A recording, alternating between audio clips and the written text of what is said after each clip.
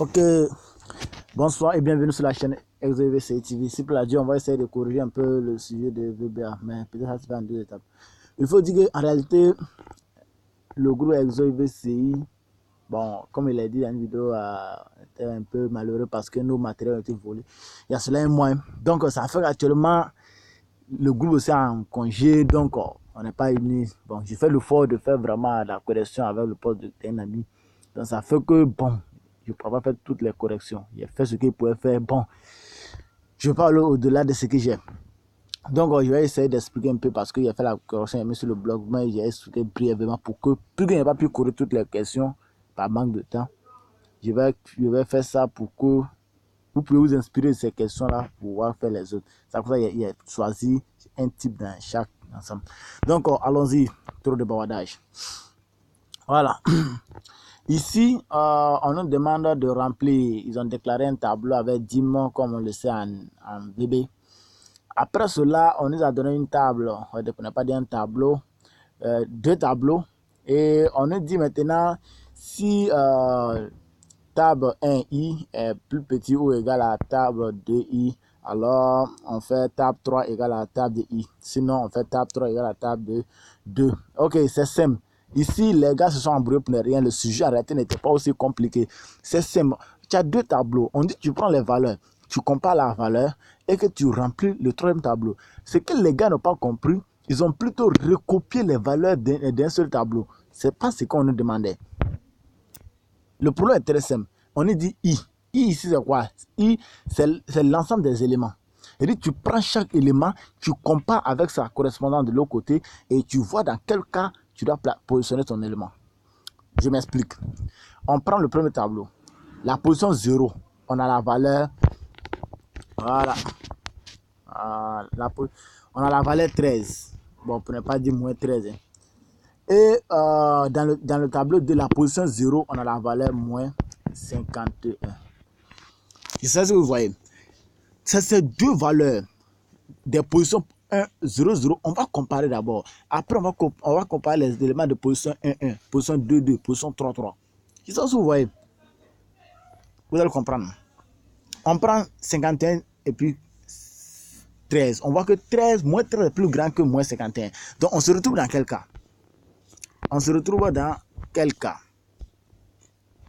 On a dit ici, si table 1 est plus petit. Donc ici, on voit que dans notre premier cas, c'est table 1 qui est plus grand. Donc nous sommes à la deuxième condition. C'est-à-dire que quand la table 1 est plus grande.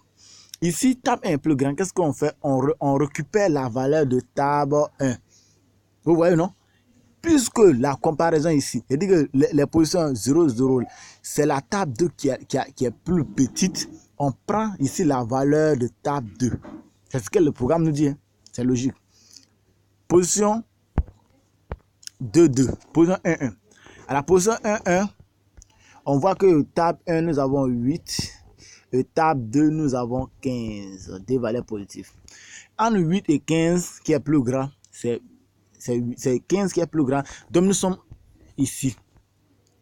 Si table 1i est plus petit, donc ici, on voit que table 1i est plus petit. Donc, on a dit si c'est plus petit, alors on prend la valeur de table 1. Vous voyez comment c'est simple. Donc, ici, on garde la valeur de table 1 qui est 8. Vous voyez comment c'était simple. On prend encore les positions 2, 2. À la position 2, 2, vous voyez ici, on a moins 8 pour table 1 et on a 13 pour table 2. Vous voyez? On se retrouve dans quel cas? Dans le cas où toujours table 2 est plus grand. Donc ici, on garde, cette table 2 est plus grand, on garde la valeur de table 1. Donc toujours moins 8. Ainsi de suite pour les autres. Voilà. Vraiment, il ne veut pas que la vidéo soit longue. Ça donc on fait pareil pour les autres. Vous voyez, c'est simple. C'était pas aussi compliqué. On ne demandait pas de recouper table 1 ou table 2 comme l'a fait ici la personne qui a fait le sujet. Donc, bon, c'est le même processus ici. Hein. Bon, il a répété ça. C'est la même chose que vous faites ici. Voilà, c'est la même chose. Bon, vraiment, moi-même, c'est tellement pris, mais il a fait le fort au moins. Bon, voici encore un autre cas de figure qui est un peu complexe. Voilà. Ici, bon, j'essaie d'agrandir. Ils ont donné des tables, ils ont déclaré les tableaux. La première condition, voilà la première condition. on dit si table 1 est plus petit. Ça ne suffit pas. Si table 1 est plus petit, et puis on divise table 1, la valeur de table 1, par 2, et le reste est égal à 0. On rentre dans la condition. Donc d'abord, pour ne pas vous embrouiller, vous prenez chaque nombre, vous essayez d'aller pas à pas. Parce que le programme est long. Mais vous voyez que quand vous allez décortiquer, c'est simple. Il ne faut pas essayer de faire tout à la fois. Prends un nombre et tu travailles ce nombre. On prend la position, toujours la position 0, 0. La position 0, 0. Moins 13, 11. Moins 13, 11, c'est moins 11 qui est plus grand. Donc nous sommes dans la partie où on dit quand table 1 est plus petit. Donc table 1 est plus petit ici. Donc ouais, on n'est même pas encore arrivé en bas. Nous sommes encore, donc nous sommes ici. Donc qu'est-ce qu'on fait? On va maintenant diviser table, la valeur de table 1 par 2 pour voir ça va donner 0. La valeur de table 1 c'est 13, ça ne donne pas 0, ça nous donne, le reste nous donne 1. Donc nous nous retrouvons dans le cas où on va dire sinon on fait table 1 moins 1. Donc on va faire ici table 1 moins 1 qui va nous faire moins 14.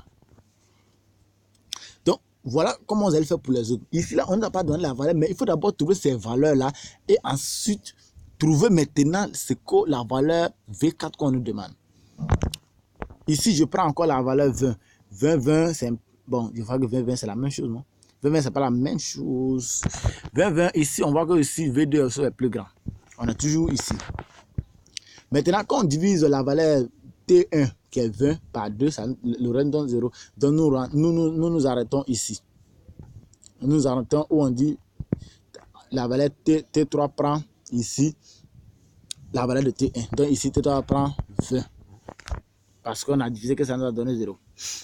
Donc, vous allez faire pareil pour les autres. Je pense qu'il prend un autre cas où, voilà, il prend ce cas là, 2, 2. Ici, on voit que de l'autre côté, on a moins 12.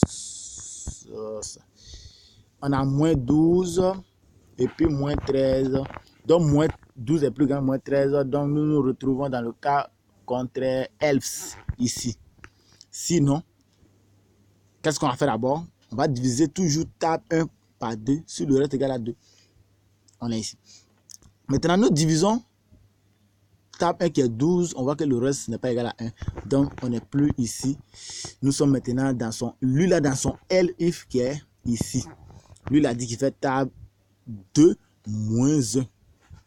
Table 2 moins 1. Alors, table 2 égale à combien? Table 2 égale à 13. Donc, moins 13. Moins 13, moins 1, ça nous fait moins 14. C'est ça que vous voyez. Donc, vous faites pareil pour les deux. Pas y aller à faire les deux cas. Les deux cas, bon, 7 000, vous voyez, je crois que la vie arrive à 10. Je n'ai pas trop de kilobits pour pouvoir mettre la vidéo sur YouTube. Donc, je ne vais pas arriver à 10 minutes. Voilà. Bon, c'est la même chose. Voilà, ici, c'est la même chose, mais ils ont tendu une pierre ici. Ils ont donné des valeurs qu'on devait mettre. On dit quand tu finis de... Vous allez faire la même procédure, vous n'allez plus reprendre les mêmes choses. Vous allez faire la même procédure, vous allez d'abord trouver la table T3.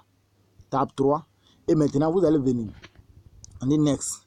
For i. Pam, pam, pam, pam.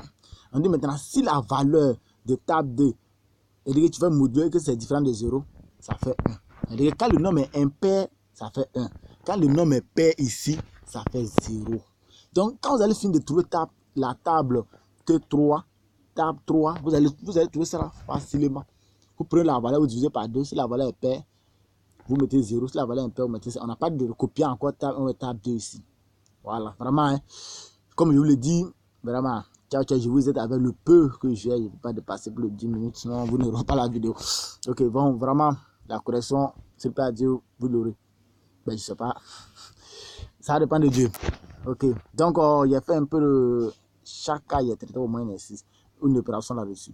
Donc, bientôt.